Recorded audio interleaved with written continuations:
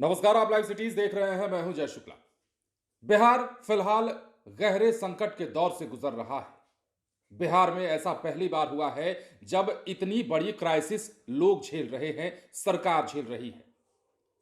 बिहार सरकार का खजाना खाली है और बिहार में निवेदकों का पैसा फंसा हुआ है।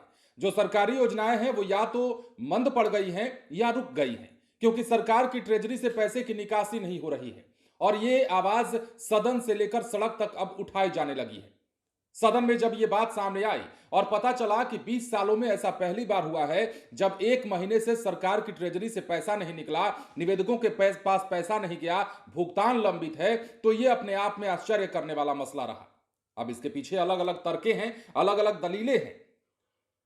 कुछ लोग ये भी कह रहे हैं कि बिहार सरकार ने, या फिर यूं कहें कि नीतीश कुमार ने चुनाव के समय जो रेवड़ियां बिहार में बांटी, भर भर के जो पैसे लुटाए गए और अपने पक्ष में वोट को करने की कोशिश में तमाम खजाने को खाली किया गया, ये उसका असर है। कुछ लोग कहते हैं कि बिहार को भ्रष्टाचारियों ने ले डूबा। बिहार मतलब भ्रष्टाचारियों की बेईमानी का भेंट चढ़ चुका है और बिहार में यही कारण है कि अब कंगाली वाली स्थिति पैदा हो गई है। अब सवाल यह भी उठने लगा है कि क्या बिहार के सरकारी कर्मचारियों के वेतन पर भी संकट मंडराएगा। कई तरह के सवाल हैं और इन सवालों के जवाब सिर्फ और सिर्फ सरकार के पास है।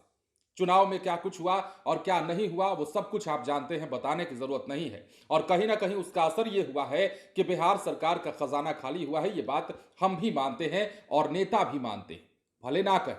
लेकिन अब तेजस्वी यादव ने भी बड़ी बात कही है। हम आपको तेजस्वी यादव का बयान आगे चलकर सुनवाएंगे। तेजस्वी यादव ने तो सरकार पर ऐसे ऐसे आरोप मढ़े हैं, तेजस्वी यादव ने सरकार को ऐसी ऐसी बातें सुनाई है कि सरकार के लोग अगर सुन लें तो उनके पैर में मोच आ जाए। तेजस्वी यादव कहते हैं कि बिहार सरकार जिस प्रकार से काम कर रही है वो तरीका गलत है। तेजस्वी यादव कहते हैं कि बिहार में अपराधी बेलगाम हो चुके हैं। तेजस्वी यादव कहते हैं कि बेटियों की सुरक्षा की गारंटी लेने वाली ये सरकार बेटियों के प्रति इतनी उदासीन क्यों है, और यदि नहीं होती तो बिहार में इस प्रकार की वारदातें नहीं होती, आपराधिक घटनाएं नहीं होती, बेटियों के साथ गंदी हरकतें नहीं होती और उनके इज्जत को तार तार नहीं किया जाता। तेजस्वी यादव ये भी कहते हैं कि बिहार में भ्रष्टाचारियों ने बिहार को कंगाल कर दिया, डुबा दिया और अब वेतन पर भी संकट है। क्या कुछ तेजस्वी यादव कह रहे हैं वो हम आपको सुनवाते हैं। 21 साल से एनडीए की सरकार चल रही है और 21 साल में बिहार जो है देश का सबसे गरीब राज्य, सबसे बेरोजगार राज्य, सबसे ज्यादा यहाँ पलायन, सबसे ज्यादा गरीबी, कारखाना निवेश के मामले में बिहार सबसे चौपट, प्रति व्यक्ति आय बिहार का सबसे कम, शिक्षा स्वास्थ्य के मामले में, खेल कूद के मामले में बिहार सबसे फिसड्डी राज्य। 21 साल बिहार की जनता ने एनडीए सरकार को मौका दिया और केवल बिहार जो है देश का सबसे गरीब राज्य, सबसे बेरोजगार राज्य में गिनती आती है।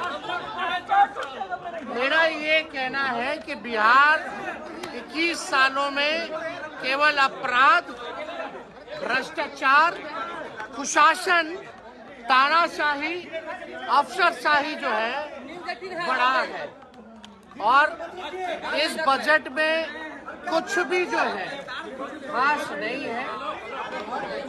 कोई कार्रवाई और सुनवाई सरकार में नहीं हो रही है और दुर्भाग्य है, हमने कई बार इस बात को कहा कि बिहार का ये दुर्भाग्य है कि बिहार को एक अच्छे मुख्यमंत्री जो है मिले। आज भी कल भी देखिए डेली हत्या, अपहरण, गैंगरेप जैसे वारदात हो रहे हैं, कहीं कोई सुनवाई नहीं हो रही, कार्रवाई नहीं हो रही। और सदन में जब सवाल पूछा जाता है तो सरकार के पास कोई जवाब नहीं रहता, वही पुरानी घिसी पिटी बातें ये सरकार बोलती है। तो ये सरकार का खजाना खाली कर दिया इन लोगों ने, भ्रष्टाचारियों ने। कुछ दिनों बाद सैलरी देने का भी पैसा जो है बिहार सरकार के कर्मचारियों को देने लायक की भी स्थिति बिहार सरकार की नहीं होगी। इतना भ्रष्टाचार और लूट इन लोगों ने मचाया। तो यह तब की बात है जब तेजस्वी यादव बिहार विधानसभा सदन के बाहर खड़े थे, पत्रकारों से बातचीत कर रहे थे, चिंता जाहिर की। और यह चिंता सिर्फ तेजस्वी यादव को नहीं है, बिहार के तमाम लोगों को है। तमाम योजनाओं के पैसे फंसे पड़े हैं, चाहे वो मनरेगा योजना का पैसा हो या फिर बड़े बड़े टेंडरधारी जो ठेकेदार हैं वो अगर काम कराते हैं उनका पैसा हो, सबका पैसा फंसा हुआ है। और कई दिनों से भुगतान नहीं हो पाने के कारण अब उनके अधीन जो वर्कर काम करते हैं, जो ठेकेदार के अधीन कामगार हैं वो काम करते हैं, उनको भी भुगतान नहीं किया जा सका है। तो ऐसे में बड़ा संकट गहराता जा रहा है। मुफ्त रेवड़ियों का ही देन है कि अब बिहार कंगाली के उस मुकाम पर खड़ा है जहां से वापस लौटना बड़ा मुश्किल दिखता है। हालांकि वापसी अगर हो भी जाएगी या तो मतलब यथासंभव हो ही जाएगी, ये मानकर चलिए, लेकिन इस परिस्थिति का जिम्मेदार आखिर है तो कौन? अलग अलग दलीलें और अलग अलग आरोप मढ़े जा रहे हैं, अलग अलग नाम लिए जा रहे हैं, लेकिन निशानों के बिंदु पर, निशानों के केंद्र में नीतीश कुमार हैं और एनडीए की सरकार है। इस बार जो बजट पेश किया गया उस बजट पर भी सवाल, और उस बजट के आकलन को अगर हम देखें, उस बजट से फिलहाल वर्तमान की स्थिति को जोड़कर देखें तो यह कहा जा रहा है कि फिलहाल बिहार को डुबाने में हाथ किसका है? मतलब कहां से पैसा आएगा बिहार में? और यदि कर्ज में डूबे हुए हैं और कर्ज लेने की बात कर रहे हैं तो मतलब बिहार में कितना कर्जा थोपा जाएगा? और यदि कर्ज बिहार सरकार लेती है तो महंगाई कितनी बढ़ जाएगी? आप इस बात को जरा सोचिए। बिजली का इस्तेमाल से लेकर के आम खाने पीने की चीजों तक, गैस सिलेंडर से लेकर के पेट्रोल डीजल के दामों तक, तमाम दाम अगर बढ़ जाते हैं, बेतहाशा वृद्धि हो जाती है, तो ये बोझ किस पर पड़ेगा? कुल मिलाकर जवाब वही है। बात चाहे जो हो, बातें चाहे जो करें, मजा चाहे जो ले, लेकिन आम आदमी को ही झेलना है। यह आम आदमी ही है जो सरकार बनाता है, यह आम आदमी ही है जो वोट देता है, वोट की ताकत रखता है। और बदकिस्मती से, दुर्भाग्य से, वो आम आदमी ही है जो हर परिस्थिति की मार झेलता है। ऐसी परिस्थिति, जिस परिस्थिति को देख देख करके खाकी वाले, खादी वाले भाग खड़े होते हैं, उस परिस्थिति की मार जो है बिहार के लोग झेलते हैं, आम आदमी झेलता है। और फिलहाल बिहार उस मुकाम पर जा खड़ा हुआ है जहां से अब सवाल उठने लगे हैं कि आखिर बिहार का होगा तो क्या होगा। तेजस्वी यादव को आपने सुना है, काफी गंभीरता से मुद्दों को उठा रहे हैं, लेकिन तेजस्वी यादव की बात क्या करें?